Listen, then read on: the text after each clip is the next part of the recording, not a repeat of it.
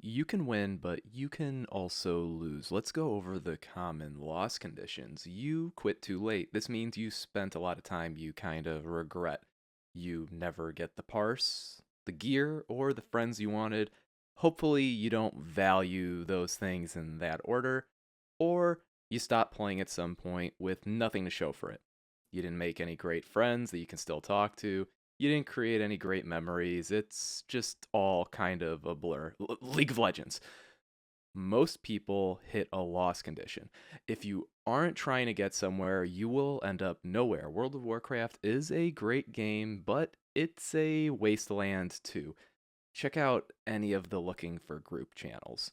That's most people's experience in this game. The guys joining pugs all alone are losing in slow motion. The guys leading pugs usually are too. Most guilds are a conglomerate of cliques and allow guildy to guildy hostility to exist.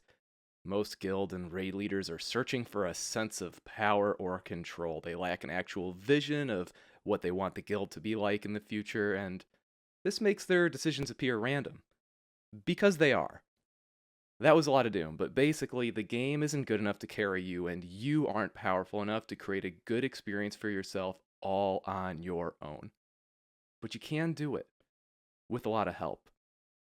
The multiplayer parts of World of Warcraft are the whole point of the game. Everything else is just a supporting role. If you could simply make one lifelong friend from the game every couple of months, you would be guaranteed victory. Sometime far in the future, you won't be playing anymore. You'll be left with memories and hopefully a friend. Maybe a few of them if you're lucky. Any other result is a loss, but we get caught up in the wrong pursuits within World of Warcraft while we are still playing. The common things people chase are gear, parses, and flexible raid times. You can't wear your gear when you quit. No one cares about your parses. Kinda. And flexible raid times usually lead to not playing with the same people, which means you will quit someday with no memories or friends. Just think about this. Oh yeah, I remember going to my first sunken temple. It was a pug, blah blah blah. No cool story started out like that. You can chase after the things that matter instead. You'll end up with the loot and parses by doing that anyways, as long as you aren't trying for 100s, of course.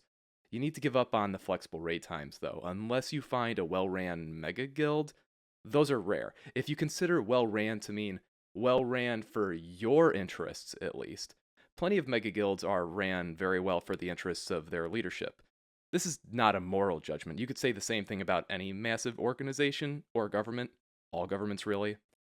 Finding or making the right guild is the antidote to all of the game's problems. It's also the source of the only thing of value in the game people that you see on a recurring basis. So, how do you find a good guild? Well, if you want a math answer, Google the optimal stopping problem. But here is a neat math fact that you'll just have to take my word for.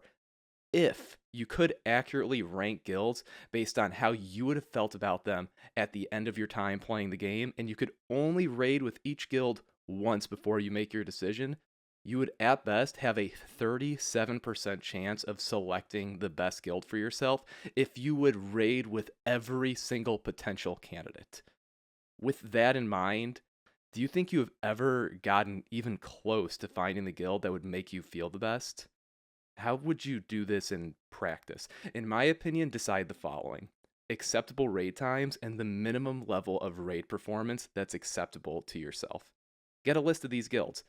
Pick how many interviews you'd want to do at max. Honestly, I'd pick like 20 or 30. This is literally the biggest decision you'll ever make in WoW. Don't worry, you probably won't be talking to that many people, but you could if you have very bad luck, which would mean that all the first people you talk to in this process are psychos. Try to get on a call with these guild masters, those 20 to 30 people. If they can't get something set up within 1 to 2 days of you first messaging them, disqualify them. They aren't that serious about getting new people. If you had the requirement that after each call you needed to make a decision immediately, like I said before, you could only get a 37% chance at best of picking the right guy. You don't have to pick right away though. But if you're only going to talk to one person a day, it's going to have the same effect. No one's going to take you seriously when you last talked to them 2 weeks ago. If you picked 20 people, this is what you could do, and it would get you a really good guild on average.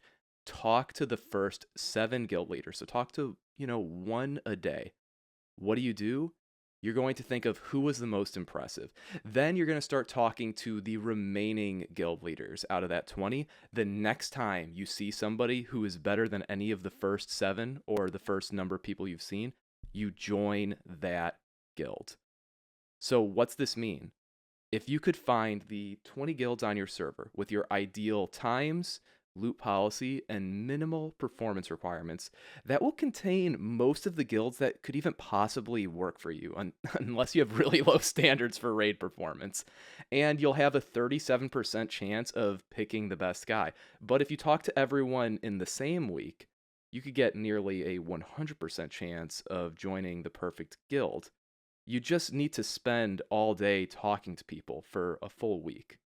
I've always treated joining guilds like a huge decision. I've changed jobs more than I've changed guilds, and I got a lot of great friends from it. People I still talk to very often that I haven't raided with in a year or more. I think a lot of people will believe this is cringe, but the average person is so bad at picking that they'll have a 50% divorce rate in most places. Guild breakup rates are a lot higher than that. Maybe spending 30 hours to find the right guild will be the best decision you've ever done in gaming. I mean, I'm not saying that that guild's going to last forever, but you'll meet people who you can then follow to greener pastures if something does happen to it eventually. Just make sure that no matter what happens, you keep in touch with your old guildies, because any guild you join will most likely die eventually. And if you don't try to hit them up, you're going to lose them. What happened to your friends from 2008? Did you all deserve to be separated forever by time? Maybe you know a few of them. I hope you do.